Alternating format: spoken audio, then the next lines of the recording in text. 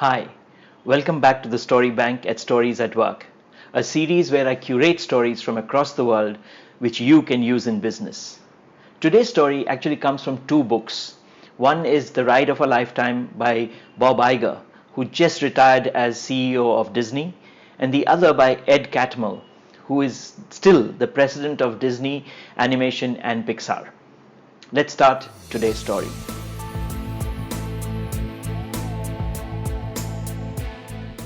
It was Monday evening, October 3rd, 2005. Bob Iger, who had recently become the CEO of Disney, was going to give his first presentation to the board. Iger had become the COO of the company 10 years ago when Disney bought ABC, where he was the president. The last 10 years hadn't been easy either for him or the company.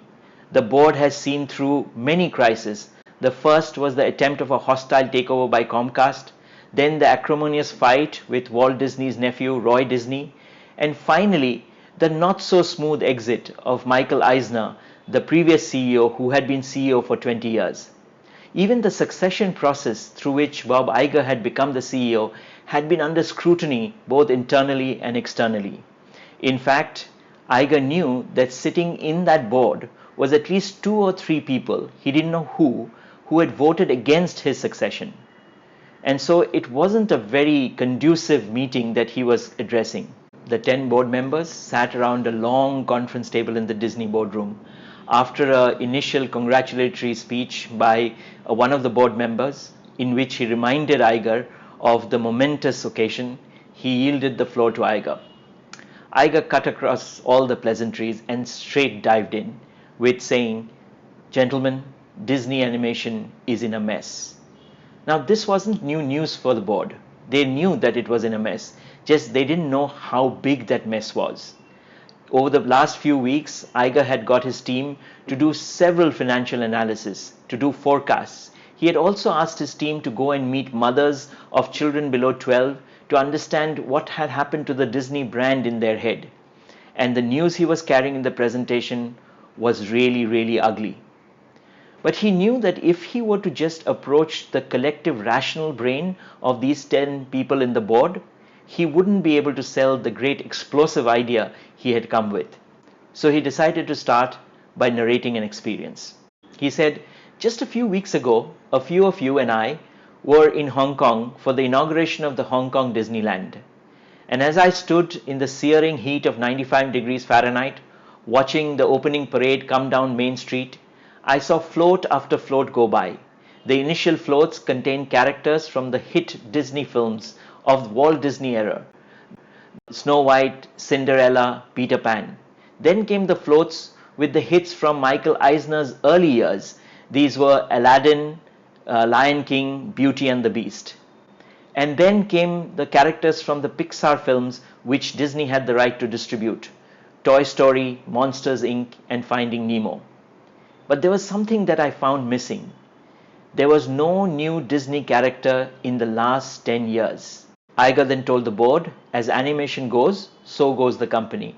Disney Animation was really the brand. It powered and fueled the rest of the businesses, the movie merchandise, the theme parks, the consumer products on which the characters went.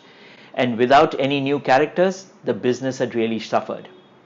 Iger then went on to lay down possible options of how to revive the business, and he showed that most of the ones that were being discussed earlier didn't have much of a chance. And that's when he proposed the explosive third. We could buy Pixar. The initial reaction of the board was explosive, but after a lengthy discussion through the evening about whether that was the right idea or what was the right price to pay, the board gave Iger the yellow light, a permission to go and start negotiations with Steve Jobs, who owned 50% of Pixar. The rest, as they say, is history. Disney went on to buy Pixar at $7.4 billion. And while the Pixar unit was kept isolated and separate from Disney, the Pixar leadership of Ed Catmull and John Lasseter's influence started showing very quickly. In 2009, the Disney animation movie Bolt was nominated for Oscar, and in 2013, we had Frozen. It not only got the Oscar, but the movie merchandise sales was far more than the movie itself. The film grossed $1.2 billion worldwide, and the movie merchandise, $5 billion. So clearly, Bob Iger's identification of what was the central lever of success for Disney was held true. What a great story. Where in business can you use this story? Well, two come to mind. One is when you're trying to say that what we need to do is find what is the central lever which we can leverage to turn around a company or a brand. The second, a lot of people come and tell me, and I'm sure tell you, that, how can you use stories in serious high-stake conversations? Well, you can't get a higher stake conversation than when the CEO, the new CEO of a company, is explaining something that is going to be revolutionary. He uses a story. Today's episode does not end here, because the same story, told by the same person in a different situation with a different objective, finds its way into the book called Creativity Inc., written by Ed Catmull. Ed Catmull was then the president of Pixar, and now also the president of Disney Animation.